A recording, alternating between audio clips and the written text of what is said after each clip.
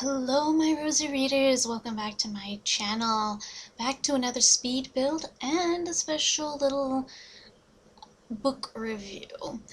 This build in particular was inspired by said book review, so each of these 4 rooms, well, has a specific theme. I know this, you're just seeing the beginning of the speed build right now, so the 4 rooms are not finished just yet, but as soon as they are, you will know. Anyways, this build is another, yes, I know, Christmas is technically over for most of the world, but in certain traditions, you can keep the Christmas decorations up until February 2nd. So, Christmas videos are still in swing. So we're going to keep on with this one and one last one for this month. I'd only planned for 4, technically, as those were the 4 that is just because they were all Christmas themed. So that's what I went with. So last week I skipped that week since, I didn't have... Well, first off, I wasn't finished reading the book at that point, firstly. Secondly, we've got 5 Saturdays this month, so I figured one Saturday off would be fine. And it would also give me time to figure out exactly what I want to do for next month, and the following month, at least, to have it like a few months in advance, just to start figuring things out. Anyways, this week's book review is called A Very Bookish Christmas, and there are 4 authors involved. I apologize, well, you know what, let me take a real quick look and see. But there are 4 authors, each of them wrote a Christmassy story inspired by old classics, and I'm trying to think. So yeah, they're all 4 classics, and let me see. Okay, so the 4 we have are, well, the way it shows up here on Amazon is not the correct order, but anyways, it's Gingerbread Treasures by Rebecca Jones, which is inspired by a Sherlock Holmes mystery. Molly and Anna by Sarah Holman, inspired by Pollyanna. Sylvia of Amber Apartments by J. Grace Pennington, inspired by Anne of Green Gables. And Sincerely Jem by Kate Willis, inspired by Daddy Longlegs. Now, of the 4 of these, I have not read Daddy Longlegs before, so going into this, I had no clue what I was getting into. So, that what might also explain why the other 3 are a little bit more interesting and a bit more closer to my heart, if you will, simply because they are based on classics that I did grow up reading. I did like Pollyanna. I did like Anne of Green Gables. I did like Sherlock Holmes. So those 3, I definitely rated them a little higher because I knew exactly where they were coming from, and I could see where the inspiration was coming through as well.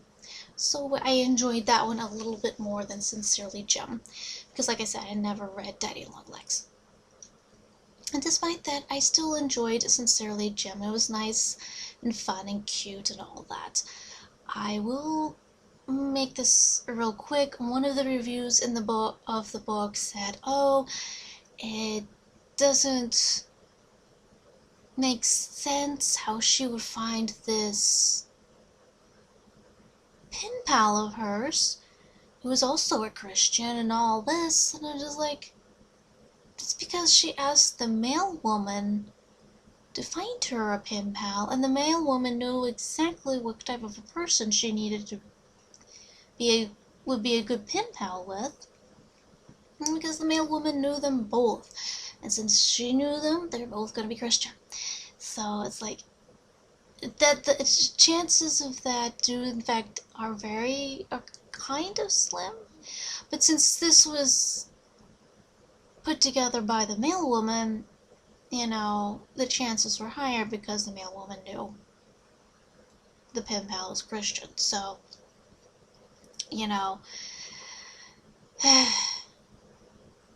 because I did read that review before reading the book, and then it was just like, actually, no, it does make sense how things work out. You don't forget the male woman here, okay? Don't forget the middle woman. So, but anyways, I did like Gingerbread Treasures.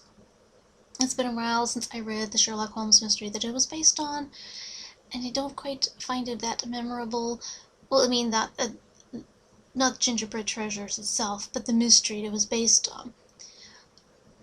But despite that, I did like Gingerbread Treasures. It was nice and quick, something you'll find like a real quick show, kind of a thing.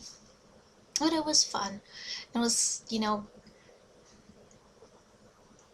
kind of suspenseful at times, which was nice.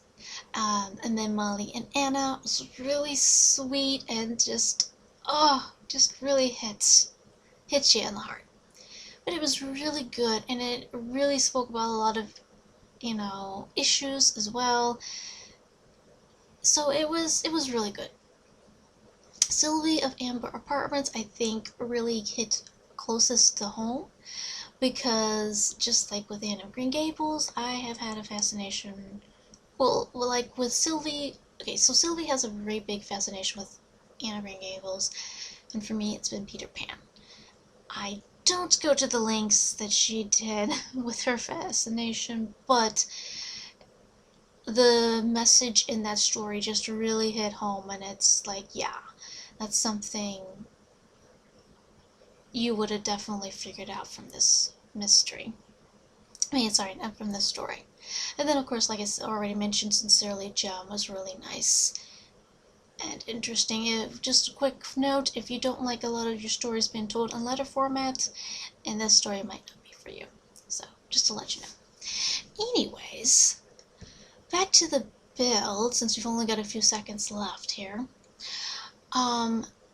Each of the 4 rooms were inspired by, were kind of themed on these 4. So the bedroom for Molly and Anna, the living room for Gingerbread Treasures, the bathroom for Sylvie of Amber Apartments, because that made the most sense, and that left the kitchen for Sincerely Jem.